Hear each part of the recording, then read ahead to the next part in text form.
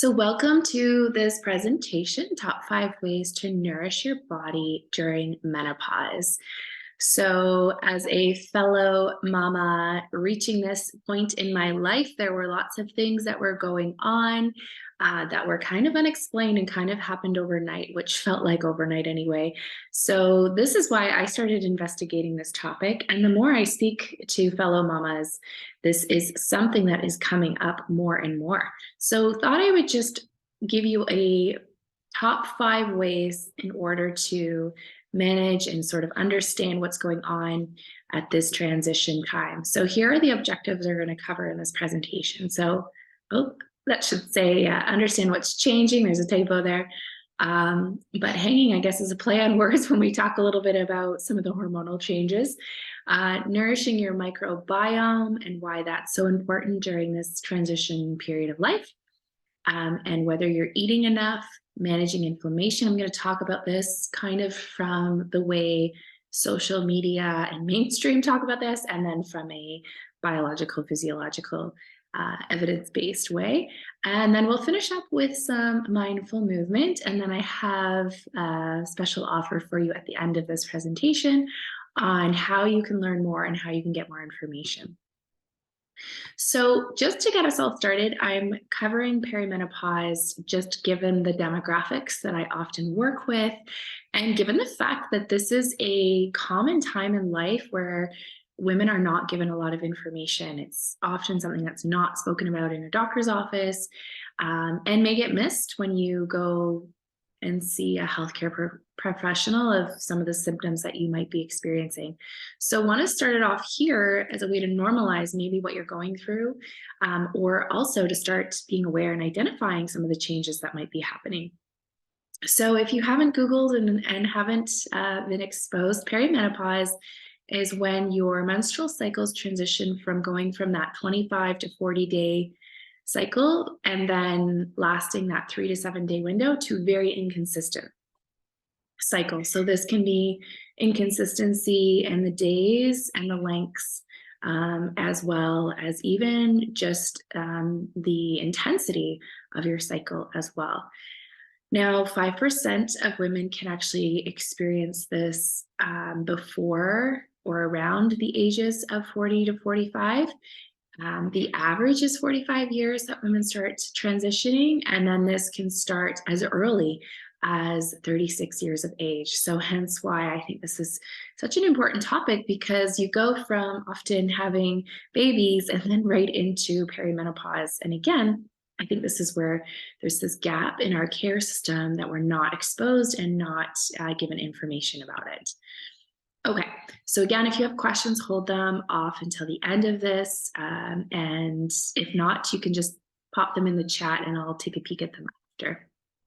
Okay, so menopausal hormones. There's many hormones in our body, but two that we're just gonna really touch on and sort of explain some of this from a higher level, that people will start noticing changes are estrogen and progesterone. So probably words you're familiar with.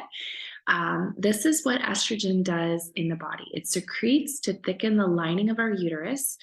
And as the egg matures, that's what kind of creates that nice cozy environment for the egg and the uterus. Estrogen peaks around the second week of a 4-week cycle. Progesterone is what the ovaries secrete after the egg follicle bursts open and releases that egg, or we call that ovulation. And this peaks around the 3rd and 4th week. Okay, so just keep these in mind just so you know the difference between estrogen. So think estrogen helps to thicken our lining of our uterus, and progesterone is what gets released after the egg releases. So what do these different hormones do and what happens during menopause? So during menopause, we lose the number of eggs in our ovaries, and then the eggs do not release like clockwork in that 25, 40-day cycle like they used to. So when this starts occurring, your estrogen still ramps up, especially during that perimenopause. And so the uterus lining still thickens, and it becomes the dominant of the hormones between estrogen and progesterone. So some of the symptoms that can occur are headaches, mood swings, and we'll talk about some of the other symptoms as well. So lots of things can start happening. Progesterone, as menopause transitions, it's not getting released or it's not released as much. And so that's what contributes to estrogen becoming dominant. So what happens here is this imbalance occurs, and we'll talk about some of the symptoms and as well as some of the things that you can do to help manage some of these changes. Okay. So this is why, and I said this at the beginning, why I started researching and looking into this. It might feel like things that you're doing from a nourishment or movement standpoint that worked for you in your early 30s or mid 30s may not necessarily be working the same. And so I think we often blame ourselves, as women do, that we're doing something wrong or we need to change something. And we start seeking information. And a lot of the things out there, interventions, especially in our medical system, are often from a male dominant perspective. And so it's not necessarily what we need when we're going through this transition. And it can actually aggravate some of your hormonal changes as well. So hence why I wanted to put this out there so that we understand those changes and then we don't go down this rabbit hole that's actually going to make things worse.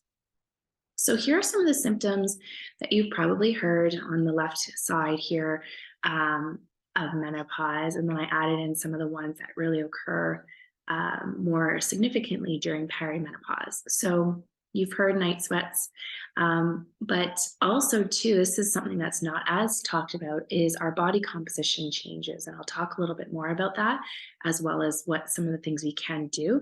This is why things like our workouts can feel harder. If we're doing certain types of workouts, you might find you can't lift as much weight, you're not feeling as strong, or the workouts you're doing, you're maybe not feeling the changes the same way.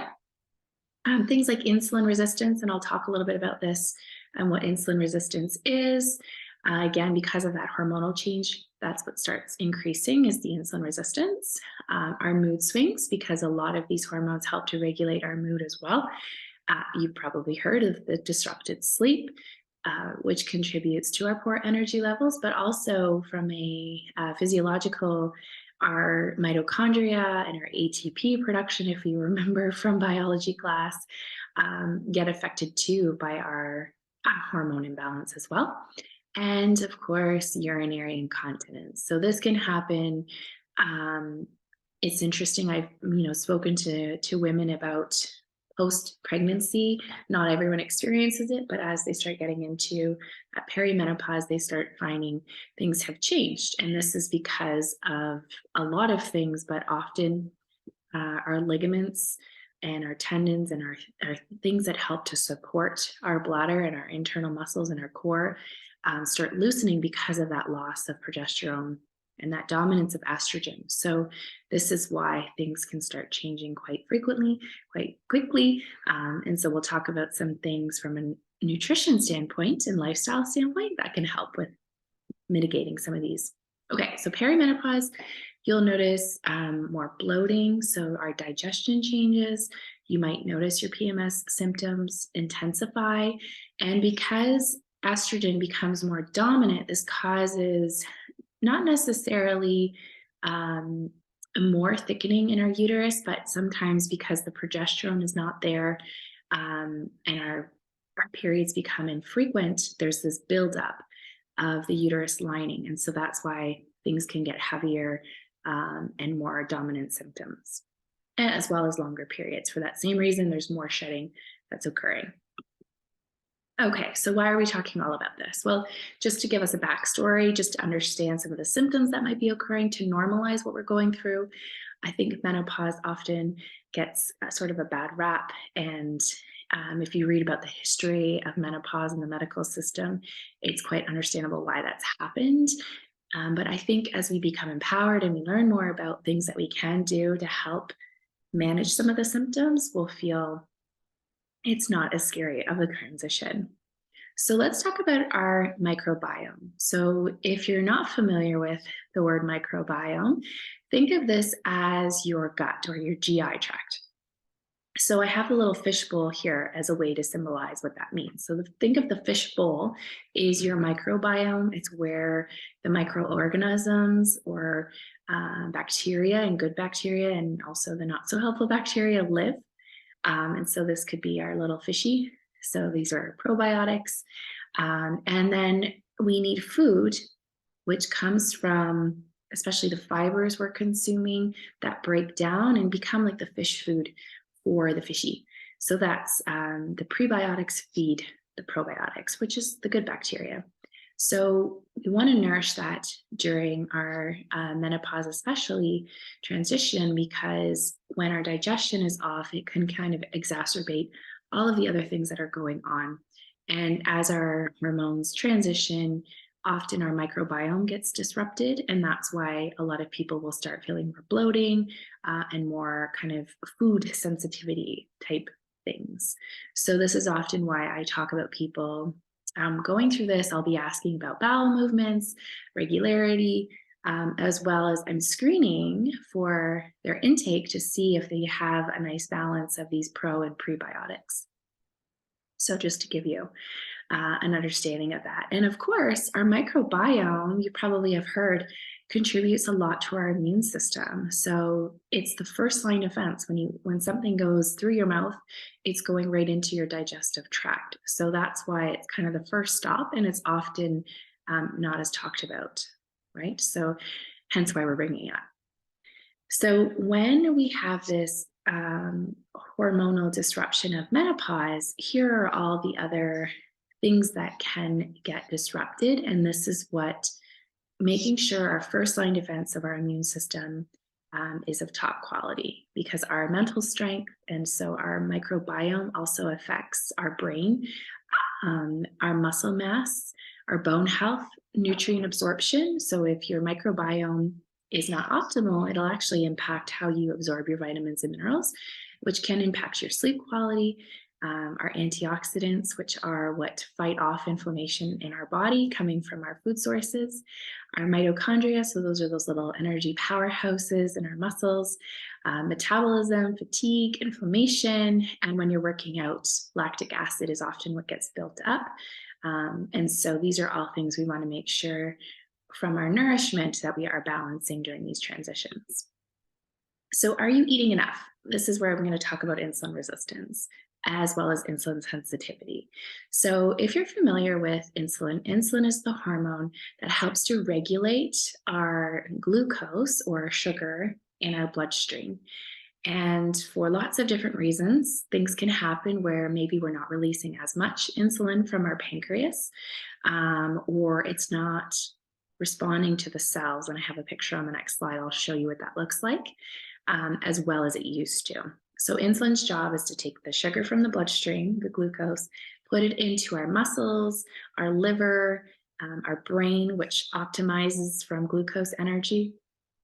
And when we become insulin resistant, which can happen when we lose our estrogen, and you can see E2 is one of the most significant forms of estrogen in the body, we become more insulin resistant.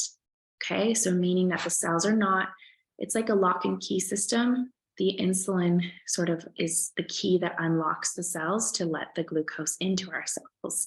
And so if they become more resistant, that means the glucose is building up in our bloodstream.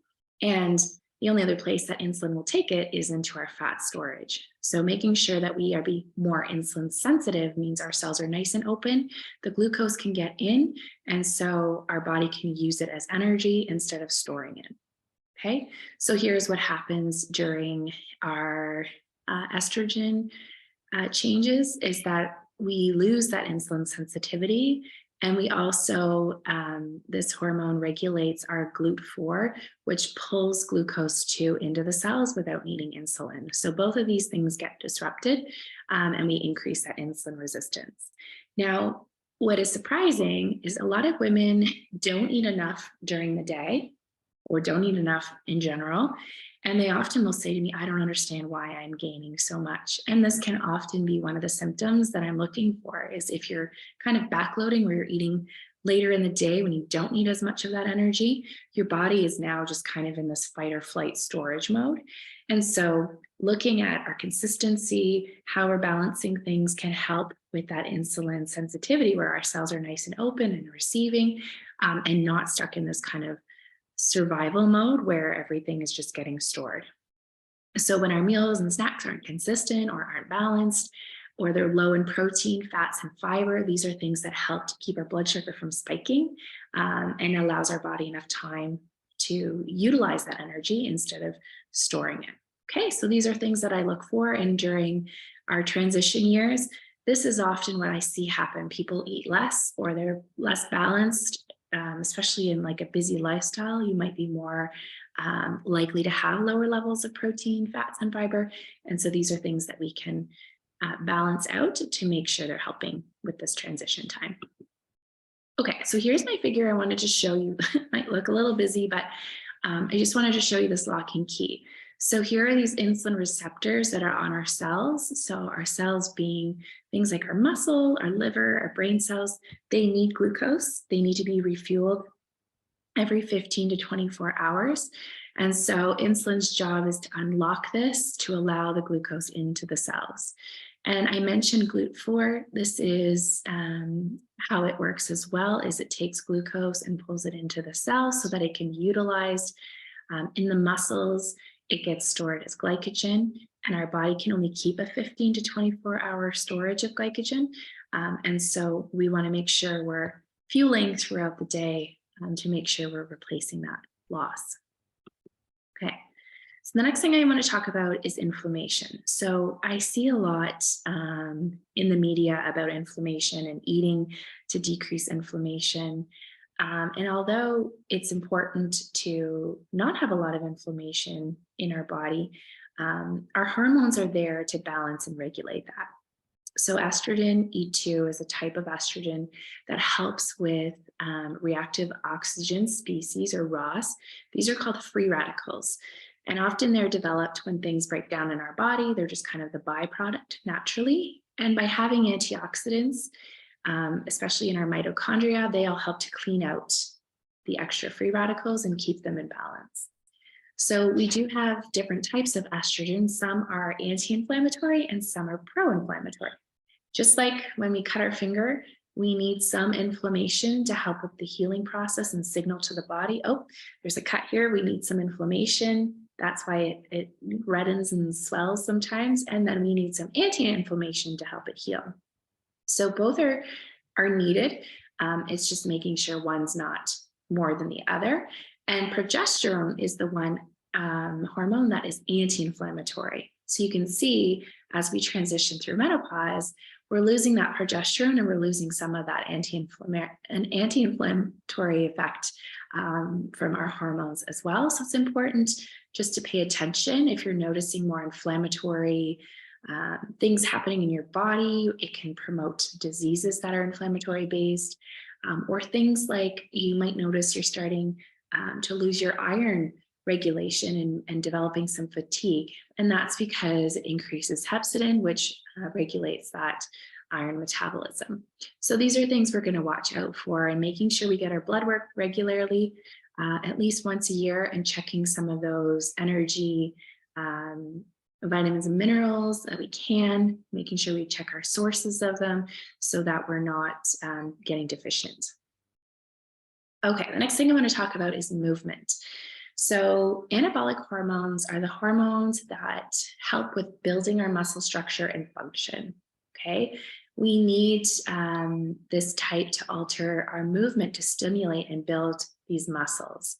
As we lose progesterone, we lose stability for our connective tissues, and our ligament injuries can increase. And as we lose progesterone, this is why things like bladder incontinence can happen, is because, or urine incontinence, because we're losing that stability from our hormonal imbalance. So the point here is to make sure your movement includes a variety of movements to help with some of these changes. So these are things that I will screen to making sure people have enough muscle building type, as well as more like higher intensity to help stimulate that insulin sensitivity. And so making sure you have recommendations for changing up your movement that align with that. Okay, so I'm going to stop there. That was sort of a high level overview, and I want to just talk to you about what's next. So, that was a lot of information about what's going on in our bodies. What I want to offer to you is if you use your phone, you can actually scan this QR code, and it will take you to a survey where you can answer 15 questions about your lifestyle. So things like, what does your typical day look like for nourishment? It'll ask questions around your movement as well, supplements that you're taking, and making sure as you're going through this period of your life and transitioning that you have all of the necessary items that could be helpful. We can never guarantee that all of these things are going to lessen your symptoms, but it's just making sure to help, prevent the risk of developing a nutrient deficiency, help to stabilize your muscle mass, as well as optimizing some of that anti-inflammatory reactions in our body as much as we can. So wanted to offer this to you. When you complete this survey, I'm going to be able to create an individualized report that I can send back to you with just some suggestions, things that you could do. And making sure this is coming from that kind of like non-diet approach. It's just things that you can add. Never will I say take things out, because I believe from working the last 15 years of doing this work, when we focus on all the things we have to limit or take out, we often get kind of caught up in that diet loop. So instead, this is about, things that might be missing, things that you're not familiar with, things that, you didn't even know could be helpful for some of the symptoms you might be experiencing.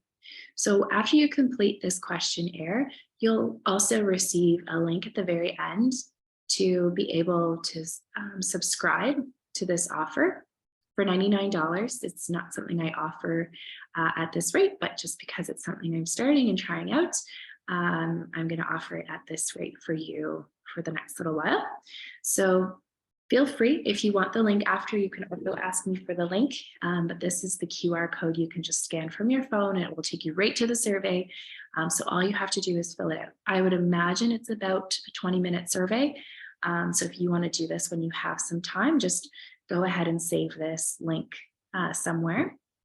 And I will send it out later as well with the URL link to the website. Awesome. So thank you so much for your attention today.